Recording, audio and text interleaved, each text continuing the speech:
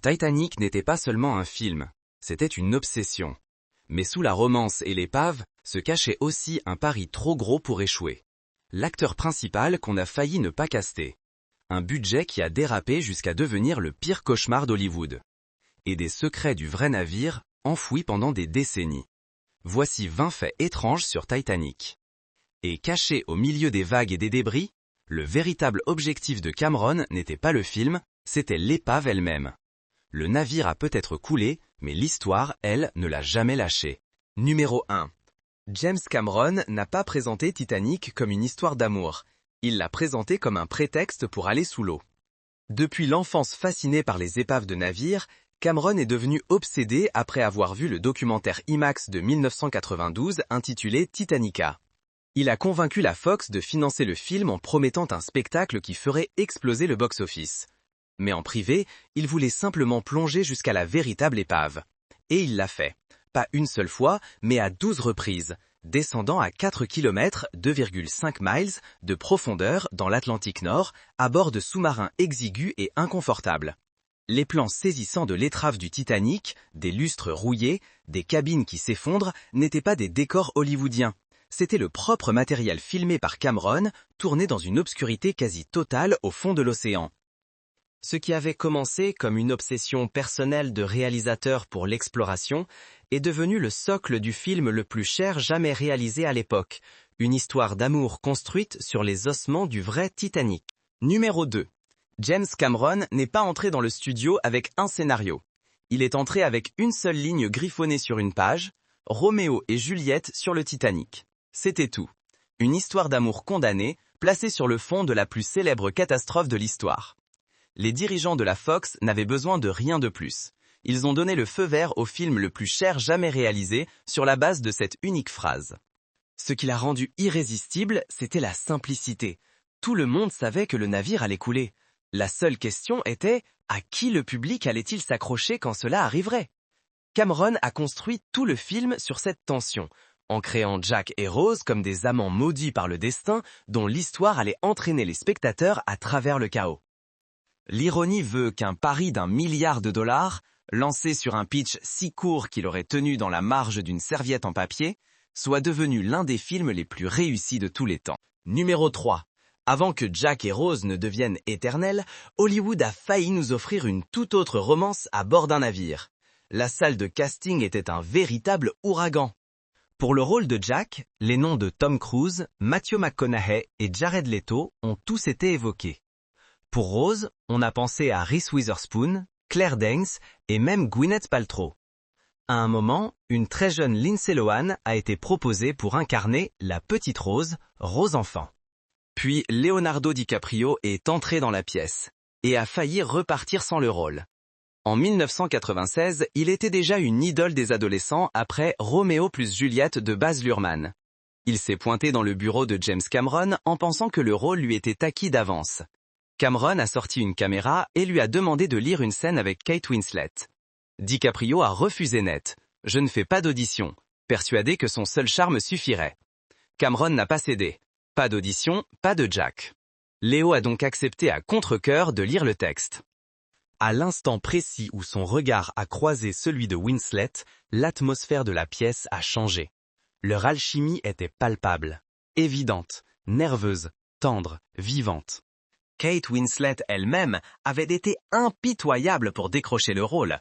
Elle harcelant Cameron sans relâche, au point qu'on l'avait surnommée Kate Léontée, tant elle le coinçait partout pour lui répéter qu'elle était Rose. De ce chaos, de ses doutes et de ses occasions manquées de justesse, est né l'un des couples les plus mythiques de l'histoire du cinéma. Jack et Rose n'ont pas simplement été choisis. Ils ont été arrachés, conquis, défendus bec et ongles. Numéro 4. Leonardo DiCaprio n'était pas seulement Jack Dawson à l'écran. Il était le chaos incarné dans une star de 22 ans. Sur le plateau, James Cameron le comparait à un chat. Un instant il boudait, se plaignait sans fin de l'eau glaciale et refusait catégoriquement d'y entrer tant que les caméras tournaient. L'instant d'après, il restait des heures sous l'eau, faisant des roulades comme s'il était né au milieu de l'Atlantique. Quand il n'était pas en train de mettre la patience de Cameron à rude épreuve, il faisait des farces. Sa préférée, péter dans sa veste, puis, avec un geste théâtral, la balancer en travers du visage de Kate Winslet. Au lieu de s'énerver et de partir en claquant la porte, elle hurlait de rire. Entre deux prises, il dessinait des caricatures obscènes, glissait des petits mots idiots dans les accessoires et maintenait l'ambiance légère même pendant les tournages éreintants de 16 heures d'affilée. Mais sous ses facéties, il y avait une vraie confiance. Kate Winslet a révélé plus tard qu'il passait des heures dans sa caravane à chuchoter sur les relations amoureuses, l'amour et le sexe. Il lui donnait des conseils qui, selon elle, fonctionnaient vraiment, et elle est devenue sa confidente en qui il avait une totale sécurité. Leur lien n'était pas romantique, mais il était rare. Deux jeunes acteurs projetés dans le plus grand film du monde qui s'appuyaient l'un sur l'autre pour survivre au régime infernal imposé par Cameron sur le plateau. DiCaprio était à la fois diva, clown et confident. Mais ensemble, Kate et lui ont forgé un lien indestructible qui a rendu Jack et Rose déchirants de vérité. Numéro 5. Le chaos de Titanic ne s'est pas limité aux eaux glacées et aux décors qui coulent. Une nuit en Nouvelle-Écosse, les acteurs et l'équipe de tournage se sont assis pour partager un grand chaudron de chaudrée de palourdes. Moins d'une heure plus tard, les gens ont commencé à s'effondrer. Plus de 50 personnes ont été transportées d'urgence à l'hôpital, y compris James Cameron lui-même. Certains riaient de manière incontrôlable, d'autres tremblaient sans pouvoir s'arrêter, et Cameron se souvient avoir planté des seringues dans les membres de l'équipe juste pour les calmer. Les médecins ont rapidement découvert que la chaudrée avait été trafiquée avec du PCP, un hallucinogène industriel. Personne n'a jamais identifié le coupable et l'affaire reste non résolue à ce jour. Pour une production déjà au bord de l'épuisement, cet empoisonnement est devenu un nouveau chapitre surréaliste. Le film qui visait à recréer l'une des plus grandes catastrophes de l'histoire a failli se transformer en une véritable urgence médicale. Tout cela parce que quelqu'un avait transformé le dîner en acte de sabotage. Numéro 6. James Cameron ne voulait pas que les acteurs fassent semblant d'avoir froid. Il voulait qu'ils soient gelés jusqu'aux os. Il a ordonné que l'eau des immenses bassins soit refroidie au point que la respiration produise de la buée dans l'air. Kate Winslet a passé tellement d'heures immergée qu'elle a développé une hypothermie. Ses lèvres devenaient bleues entre les prises.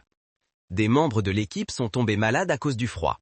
Les cascadeurs étaient couverts de bleu et de bosses, malmenés par les plateaux hydrauliques qui les projetaient dans des vagues tumultueuses. Même les figurants s'effondraient sous la pression du tournage des scènes de noyade dans une eau presque glaciale. Et Cameron, il était implacable. Il exigeait des semaines de 80 heures, sans aucune excuse. Il arpentait le plateau avec un mégaphone, s'énervant contre les retards, corrigeant les moindres détails jusqu'à l'inclinaison exacte du chapeau d'un figurant. L'équipe l'avait secrètement surnommé Midge, diminutif de Maniacal Genius, génie maniaque. Winslet a admis plus tard qu'elle ne retravaillerait plus jamais avec lui, sauf si on la payait une fortune. Pourtant, même en poussant les gens jusqu'au point de rupture, les résultats étaient indiscutables. La buée de l'haleine glacée, l'épuisement sur leur visage, la façon dont les corps tremblaient dans les canaux de sauvetage, rien de tout cela n'était du jeu d'acteur, c'était de la survie pure. Et ce réalisme brut s'est incrusté dans chaque plan, faisant de Titanic moins un film qu'une catastrophe dans laquelle on se noyait soi-même. Numéro 7. Pour un film que l'on se souvient comme d'une merveille numérique, Titanic était d'une physicalité choquante. James Cameron ne voulait pas de pixels, il voulait de l'acier, du bois et de l'eau.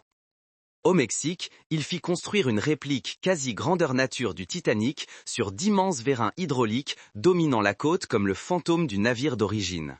Le décor pouvait s'incliner, être inondé et se briser sur commande, engloutissant les cascadeurs dans des vagues qui s'écrasaient contre des rembarts en fer. Des sections entières du paquebot, de l'escalier monumental aux salles des chaudières, furent construites uniquement pour être détruites. La plupart des plans que l'on qualifie de CGI n'étaient en réalité pas numériques du tout. Il s'agissait de maquettes, de peintures sur verre, matte paintings et d'astuces de caméra perfectionnées par décennies d'effets pratiques. Seules environ 2 heures de l'épopée de 3 heures faisaient appel à l'infographie. Tout le reste relevait de la chair et de la gravité. Lorsque le navire se brise enfin en deux à l'écran, ce n'était pas une animation réalisée par un programmeur, c'était un monstre d'hydraulique qui grinçait sous son propre poids. Les figurants dévalaient les ponts inclinés, l'eau rugissait dans les couloirs, et le chaos semblait terrifiant de réalisme parce qu'il était réel. L'obsession de Cameron pour le tangible a fait de Titanic moins un film à effets spéciaux qu'une véritable reviviscence de la catastrophe elle-même. Numéro 8. James Cameron n'était pas satisfait que les figurants se contentent de remplir l'arrière-plan. Il voulait que le Titanic respire l'authenticité. Alors, avant que les caméras ne tournent, des centaines d'acteurs ont été inscrits à ce qui ressemblait à un camp d'entraînement pour voyage dans le temps. Des professeurs d'étiquette ont entraîné les passagers de première classe aux bonnes manières édouardiennes.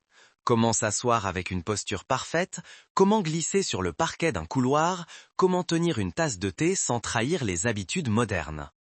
Ils ont répété les rituels des dîners formels et les gestes subtils de la haute société polie. Pendant ce temps, les figurants de l'entrepont étaient formés de manière exactement inverse. On leur apprit des danses bruyantes, des mouvements plus libres et la camaraderie terre-à-terre des immigrants qui faisaient la fête dans les ponts inférieurs. Cameron exigeait que, même si la caméra ne les saisissait qu'à peine, leur énergie irradiait à travers l'image. Il était convaincu que ces détails invisibles comptaient. Un regard jeté à la disposition d'une table, la façon dont un couple serrait les mains, ou l'inclinaison maladroite d'un enfant. Tout cela construisait l'illusion que ce n'était pas seulement un plateau de tournage, mais un navire vivant avec de vraies âmes à bord. Le Titanic ne coulait pas seulement à l'écran, c'était la société elle-même, recréée puis déchiquetée. Une posture, un pas de danse, un geste noyé à la fois. Numéro 9. L'une des images les plus hantées du Titanic ne met en scène ni Jack ni Rose. Tandis que l'eau s'engouffre sous les portes des cabines, un couple de personnes âgées s'enlacent dans leur lit, attendant l'inévitable. La scène ne dure que quelques secondes à l'écran, mais ce moment est directement tiré de l'histoire réelle. Il s'agissait d'Isidore et Ida Strauss, les propriétaires du grand magasin Macy's à New York. Lorsque le Titanic heurta l'iceberg, on proposa à Ida une place dans un canot de sauvetage. Son mari, lui, n'en avait pas le droit. Elle refusa de le quitter. Des témoins se souvenaient encore de ces paroles. Tous deux restèrent ensemble au milieu du chaos qui les entourait. Des survivants racontèrent plus tard les avoir vus assis calmement côte à côte sur le pont, juste avant le plongeon final. Seul le corps d'Isidore fut retrouvé. Cameron choisit de leur rendre hommage dans le silence. Aucun dialogue, aucune mise en lumière particulière. Juste l'image d'un amour qui refuse de se briser, même face à la mort. C'est un rappel que le Titanic ne fut pas seulement une histoire d'amour juvénile. Ce fut aussi un cimetière de dévouement, où certains couples choisirent l'éternité plutôt que la survie. Numéro 10. Le moment le plus intime de Titanic n'a en réalité pas du tout été interprété par Leonardo DiCaprio. Lorsque Jack dessine Rose portant uniquement le cœur de l'océan, la main que l'on voit se déplacer sur le papier appartient en réalité à James Cameron lui-même. Cameron était déjà un artiste bien avant de devenir réalisateur. Il remplissait des carnets entiers de dessins de machines, d'extraterrestres et de personnages. Pour Titanic, il voulait que le portrait de Rose paraisse authentique, et non comme un simple accessoire de cinéma réalisé à la va-vite. Il l'a donc dessiné lui-même, de la main gauche, pendant que la caméra tournait. Leonardo ne faisait que prétendre dessiner. Le résultat est devenu l'une des images les plus emblématiques du film, une œuvre unique qui symbolisait la confiance, la vulnérabilité et le lien fragile entre Jack et Rose.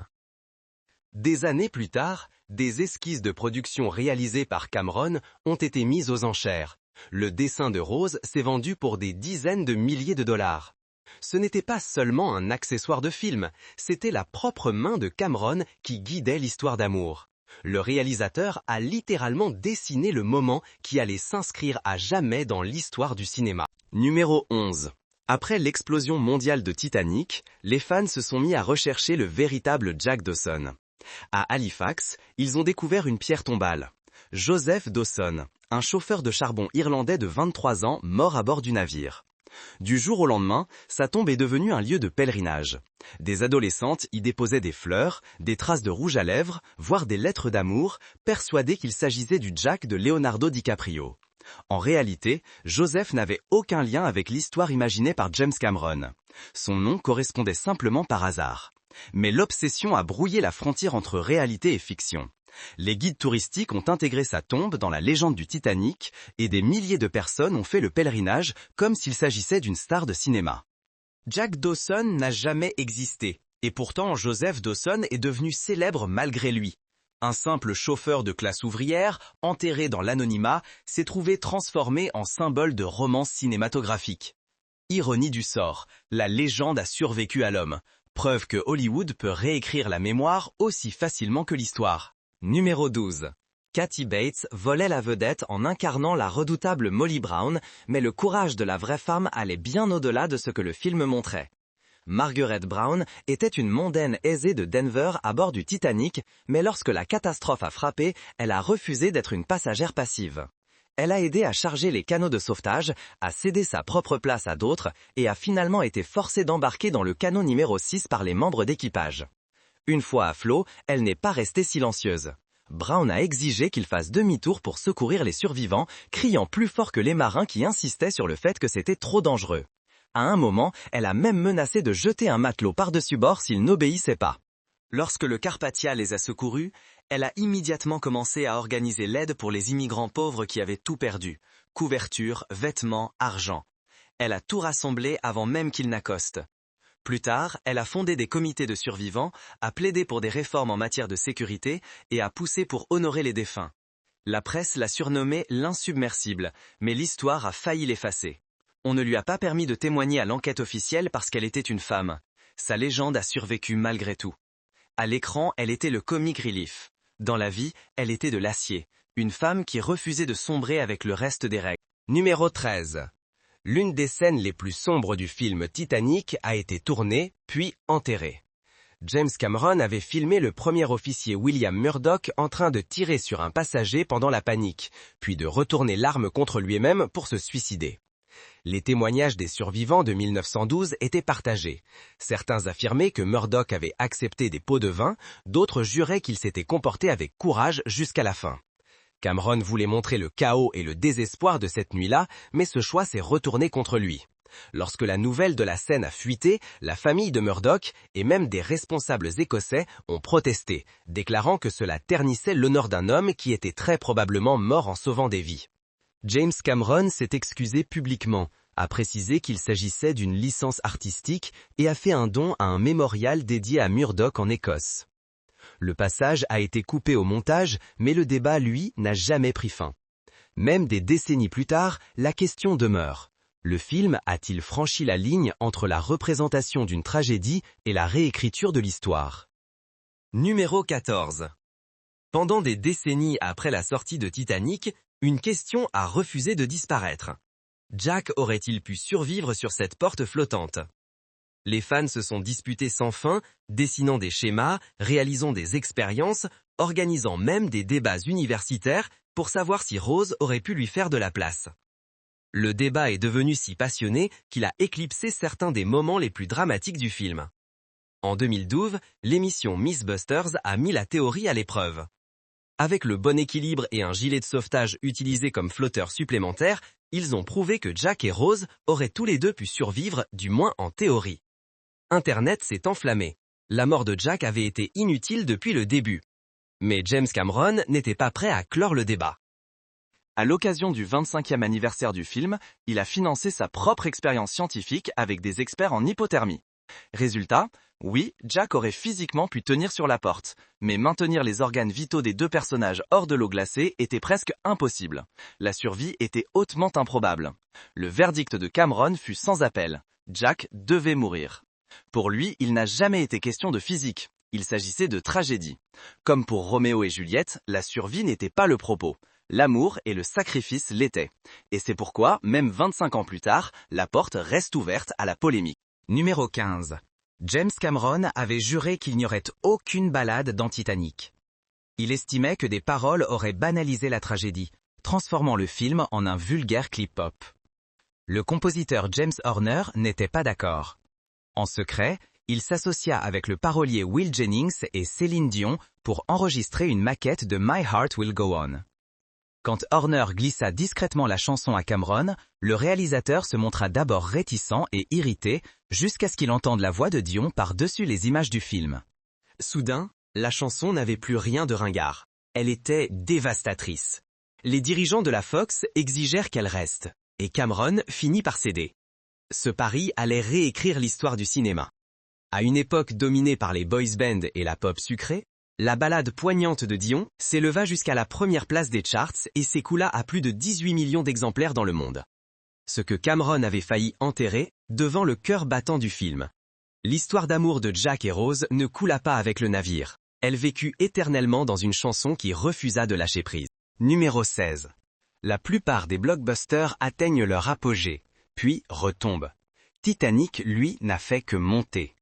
De décembre 1997 à septembre 1998, il a tenu les salles de cinéma dans une véritable transe. Le public y retournait encore et encore. Les adolescents apprenaient les dialogues par cœur. Les couples rejouaient la scène de la proue.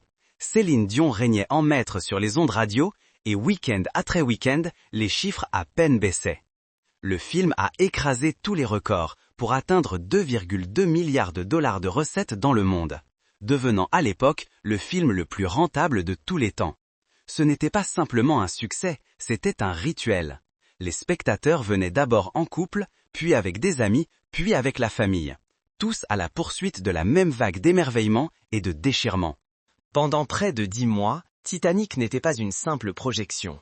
C'était une marée qui refusait de se retirer, un système météorologique culturel à l'intérieur duquel tout le monde semblait vivre. Numéro 17. Le diamant n'a toujours pas disparu dans l'Atlantique en silence. Dans une fin abandonnée, Brock Lovett et son équipe surprennent Rose qui se glisse discrètement jusqu'au bastingage. Elle lève le cœur de l'océan et il la supplie d'arrêter.